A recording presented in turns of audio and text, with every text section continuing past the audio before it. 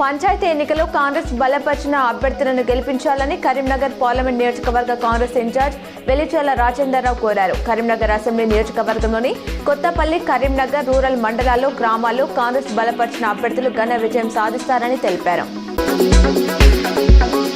ప్రశాంతమైన వాతావరణంలో ఎవరి ప్రలోభాలకు లొంగకుండా రాజ్యాంగం మనకు కల్పించిన హక్కు ద్వారా ఓటును సద్వినియోగపరచుకోవాలని, ఎన్నికల కంటే 48 గంటల ముందు ఇతర గ్రామస్తులు ఉండరాదని, ఉంటే కేసులు నమోదు చేస్తామని హుజురాబాద్ ఏసీపీ మాధవి అన్నారు. ఉమ్మడి కరీంనగర్ జిల్లాలో 3 విడతల్లో మొత్తం 65 గ్రామ పంచాయతీలు ఏకగ్రీవమయ్యాయి. తొలి విడత పోలింగ్ జరిగే గ్రామాల్లో 20 సర్పంచ్ పదవులు, 1045 వార్డులు ఏకగ్రీవమయ్యాయి.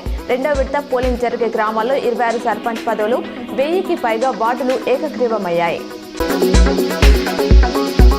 గ్రామ పంచాయతీ ఎన్నికల్లో తొలి విడత పోలింగ్ కు మరికొద్ది గంటలే ఉండడంతో ప్రచారం ముగిసింది. మూడో విడత నామినేషన్ల ఉపసంహరణ ప్రక్రియ ముగియడంతో పలు గ్రామాలు ఏకగ్రీవమయ్యాయి. కొరుట్ల ఎమ్మెల్యే క్యాంప్ కార్యాలయంలో ఆయన మీడియాతో మాట్లాడుతూ కాంగ్రెస్ నాయకులకు ఎన్నికల కోడ్ వర్తించదాన్ని ప్రశ్నించారు. రైతులు, ప్రజల సమస్యల గురించి ఓట్లు అడగాలి, కానీ ప్రభుత్వ పథకాలు తీసివేస్తామని గ్రామాల్లో కాంగ్రెస్ నాయకులు ప్రజలను భయభ్రాంతులకు గురిచేస్తున్నారని ఆరోపించారు.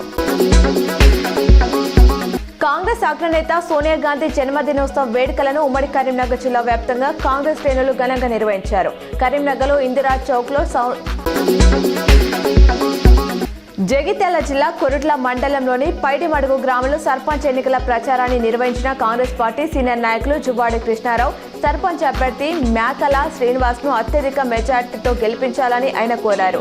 రాష్ట్రంలో ప్రభుత్వంలో ఉన్న నాయకులను గెలిపిస్తే భవిష్యత్తులో గ్రామాలలో అభివృద్ధి చెందుతుందని ఆయన చెప్పారు.